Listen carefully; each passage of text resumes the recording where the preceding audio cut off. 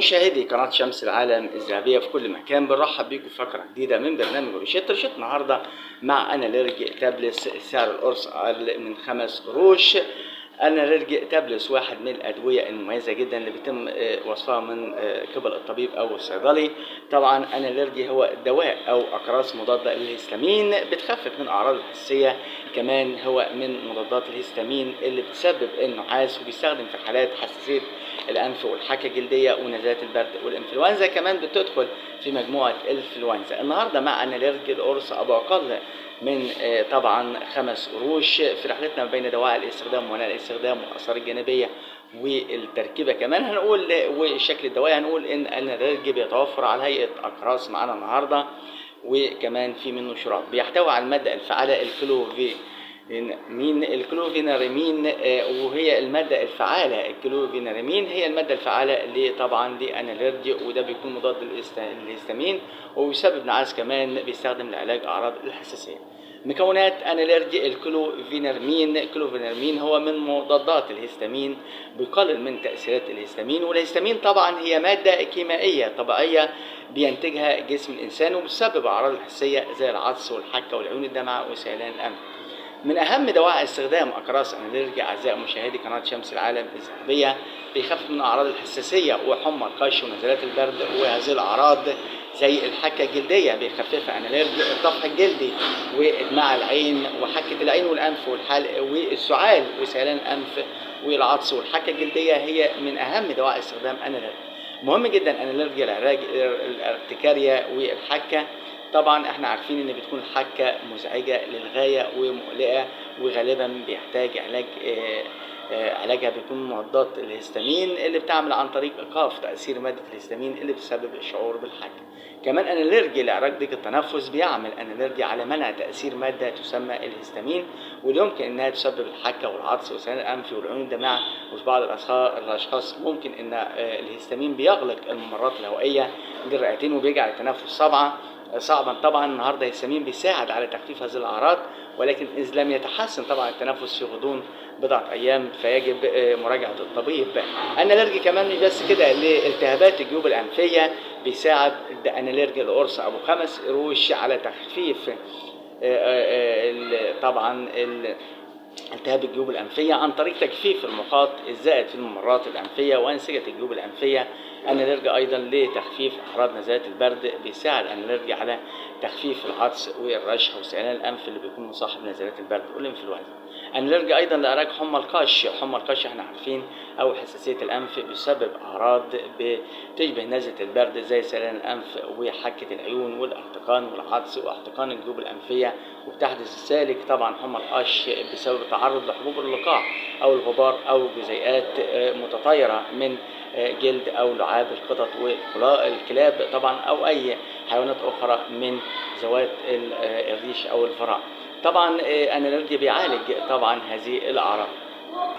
طبعا الاناليرجي اللي معانا النهارده بيستخدم لعلاج الاعراض المصاحبه لحمى القش وبيخفف من اعراضها. طبعا الجرعه وطريقه الاستخدام طبعا لعلاج الحساسيه بتكون للكبار قرص واحد من برشام اناليرجي من 2 إلى 3 مرات.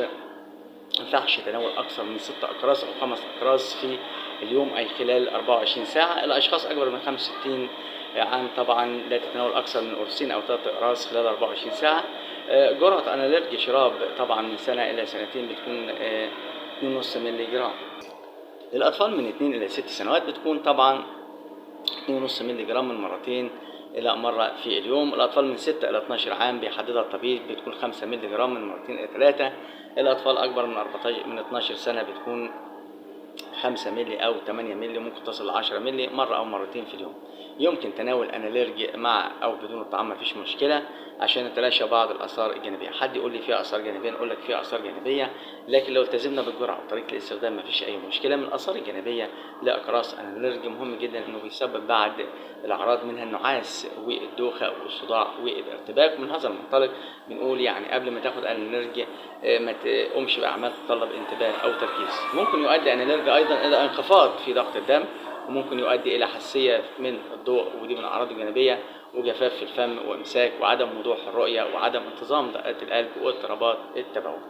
لو التزمنا بالجرعة وطريقة الاستخدام بتتلاشى طبعا كتير من الأعراض الجانبية. هل في موانع استخدام؟ أي دواء بكل موانع الاستخدام، وقلب من موانع الاستخدام هي الشخص اللي عنده حساسية من المادة الفعالة للدواء أو فرط الحساسية لأي من مكونات الدواء، والاشخاص ايضا المصابون بالميه البيضاء وارتفاع ضغط الدم يمنع استخدامه. كمان الناس اللي عندهم انسداد في عمق المثانه بيمنع استخدام انالرجيا جراس، والناس اللي بتعاني من تضخم البروستاتا والربو الحاد بيمنع استخدام انالرجيا ايضا اجراس او شراب، والناس اللي عندهم قرحه هضميه او انسداد الامعاء بيمنع استخدامه طبعا، وفي حاله مرضى الصرع والفصول الكلوي او الكبدي بيمنع استخدامه، والاطفال حديثي الولاده بيمنع استخدامه. كمان ما ينفعش استخدامه اللي جعل الطفل ينام، ما ينفعش حد مثلا ده بينوم اخلي الطفل ينام، ده غلط جدا. لكن مهم جدا قبل التناول طبعا انالرجي استشير الطبيب. لو انت بتعاني من او بتتناول مضادات الاكتئاب او ما يطلق عليها مثبط اكسيدز احادي الامين زي دواء الفينيليزين والفيني طبعا الفينوتين ايضا، وده بعض الادويه المضاده للصرع. كمان اذا اي دواء بيجعلك تشعر بالنعاس او جفاف الفم او صعوبه في التبول.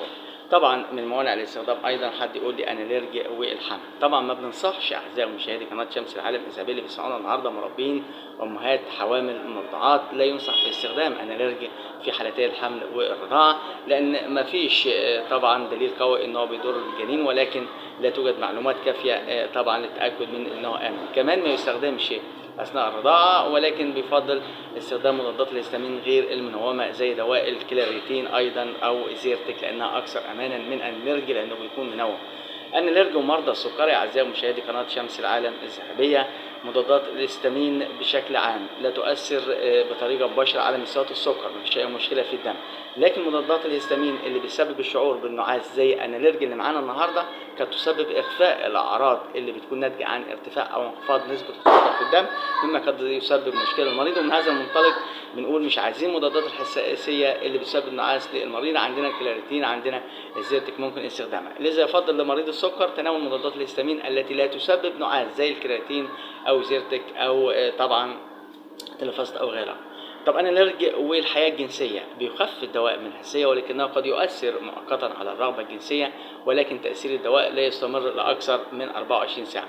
هل الانالرجي مضر على الحامل؟ زي ما قلنا لحضراتكم اعزائي مشاهدي قناه شمس العالم الذهبيه، لم توجد دراسات كافيه هل درجه امان انالرجي للحوامل والمرضعات، لكن يفضل عدم استخدام انالرجي طبعا للحوامل والمرضعات، لان الانالرجي من مسببات او من الاعراض الجانبيه الانالرجي انه ممكن يسبب نعاس. ومن هذا المنطلق بنأكد ان يعني يفضل عدم استخدام مضادات الهستامين اللي بتسبب نعاس زي انالرجي الحوامل والمرضعات، عندنا زي زيرتك وتليفاست، وعندنا طبعا الكلاريتين دي ما بيسببش نعاس. هل الانالرجي بيسبب ادمان؟ طبعا الدواء لا يسبب ادمان وربما يسبب بعض النعاس.